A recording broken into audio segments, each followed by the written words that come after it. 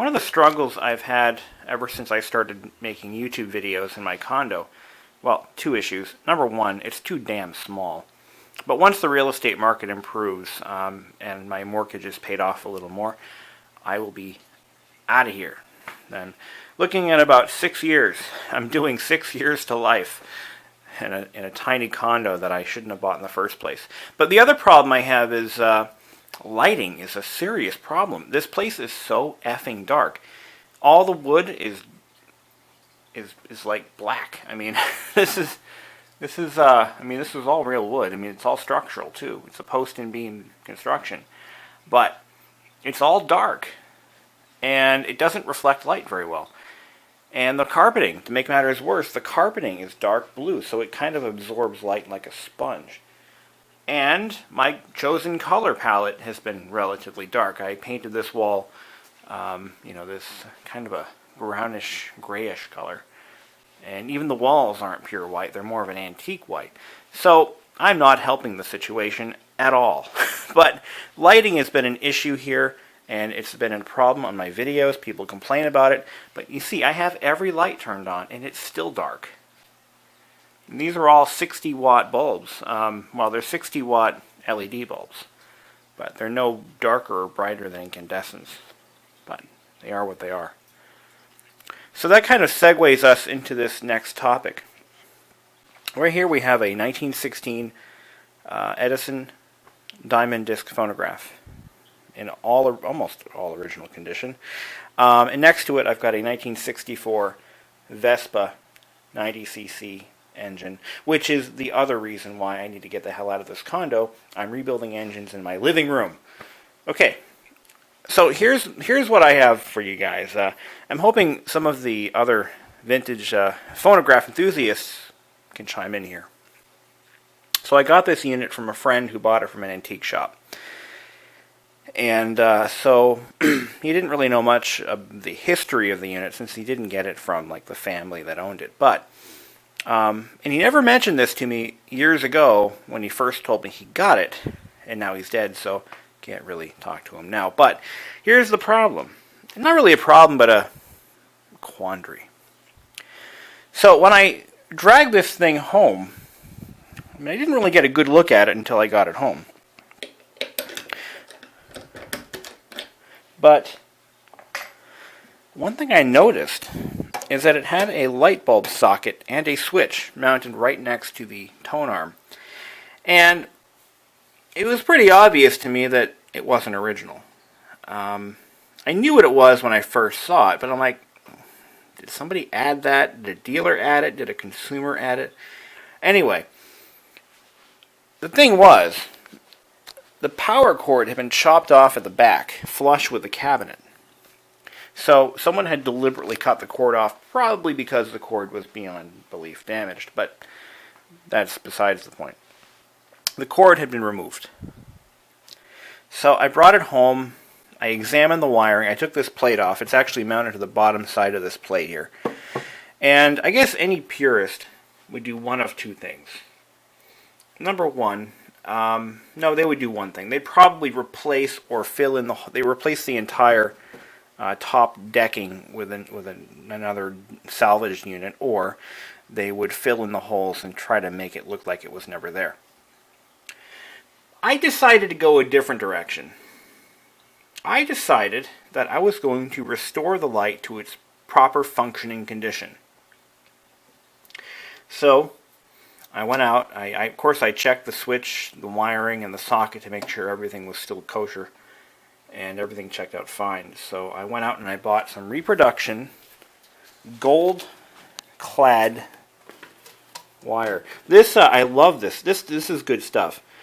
I like this because it's not a round cord. A lot of this fake stuff, it's not really fake, it's more reproduction. But a lot of this stuff is done over a round cord, like the Victor fan I restored upstairs. I ended up buying a round, but the original cord would have been flat, interwoven, it would have been like braided. I'll just shut up about that. I don't know what I'm talking about. But it would have been done, it would have looked just like this. And I could see that some of the, whatever cord was left had a little bit of this gold to it. So I'm like, that's got to be what I need. So I bought this from a you know, one of those lamp cord outlets on eBay. I also bought a reproduction plug. And it's behind my presence. Oh, there it is. This is the plug I bought. These are my favorite plugs. These, when it comes to replacing plugs, I love these because they do look exactly like an original plug, and they're constructed like an original. What you see here is a little bit of shrink tubing, which, you know, it's not period correct, but I think I did a video on why I do this. There's a reason for that. Because it prevents the cord from fraying. That's the thing.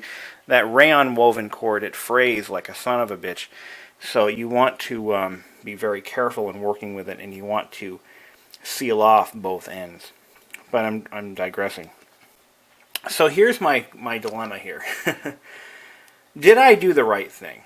Should I have gone through the motion of trying to restore it to its factory appearance by either replacing the wood or otherwise filling in the hole and maybe putting in some new laminate? I don't know. Not laminate, but veneer. Or did I do the right thing by bringing it back to life? Now here's why I chose the route I chose. Number one, it was a cost issue. Repairing this wood here would be very expensive, and it's just not even an option in my opinion. Bringing the light back to a safe and functional state, to me, does more for this individual unit than anything else. Because obviously, this light has been installed since it was almost new. I examined the switch and the socket and the wiring, and I determined that it is period correct for 1916. The switch itself actually has a patent date of like March of 1911. So, I mean, it's all right for the time period. And it became part of this particular unit's personality as it had been installed over almost 100 years ago, in my expert opinion, which isn't really an expert opinion, more like my opinion.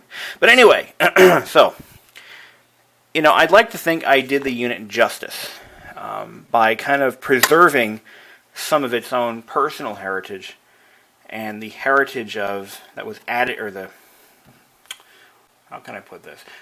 By the, you know, whatever was done to it by its original owner, the modifications that were done.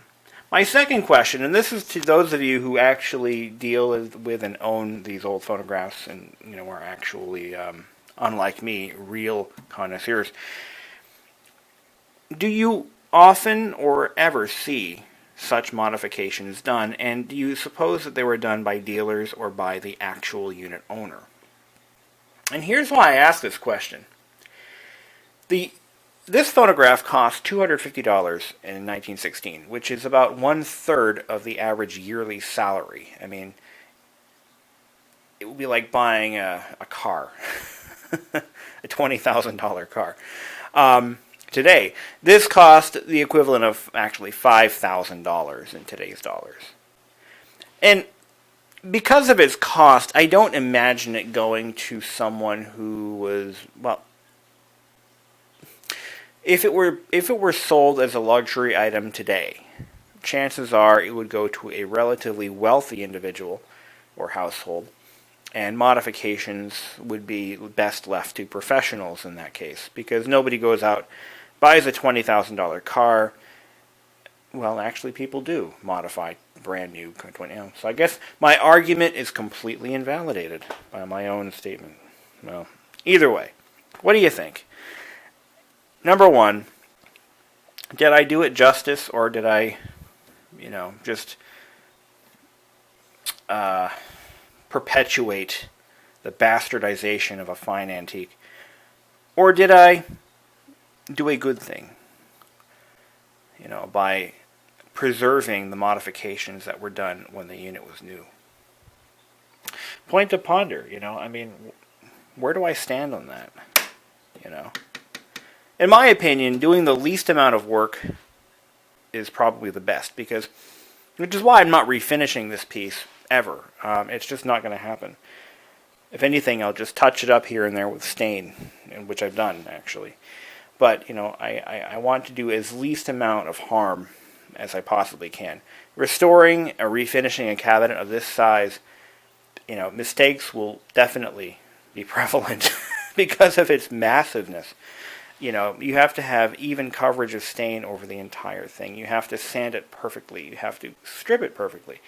I mean, there's a lot of detail that can be easily lost with some misapplication of or improper tooling or whatever. Improper tool use, improper finishing practices. I don't want to lose any of that. But that light kit was definitely something I wanted to see light up again. And just for those of you who love light, I'll turn it back on again. One of the reasons I believe that these lights were added to some units, and I have seen pictures of a few on a couple of different sites, because electricity, that's another thing.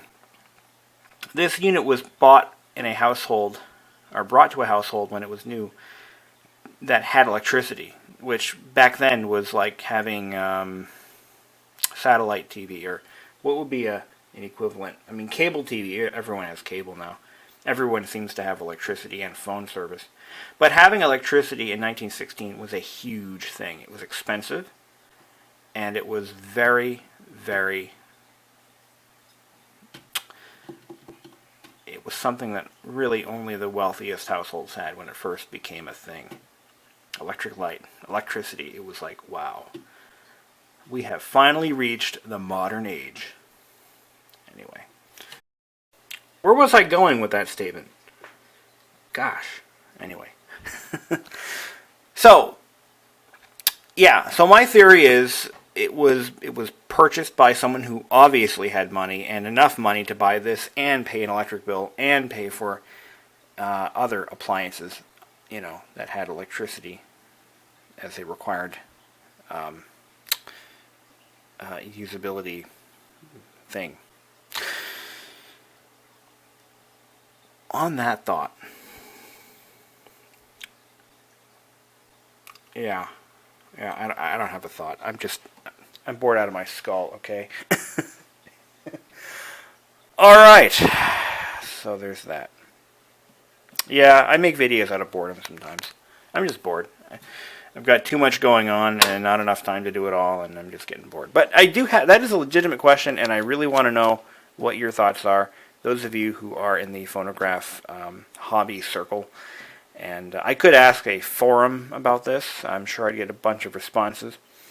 Some of them snarky, some of them funny, some of them serious. I'm going to have someone say, "Oh my God, you did what? You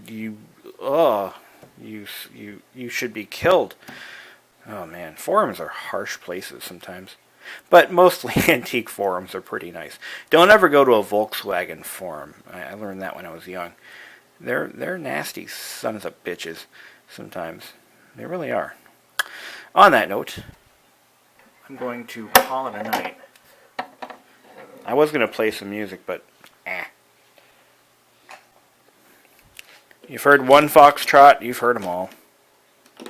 Wrong way, asshole. There we go.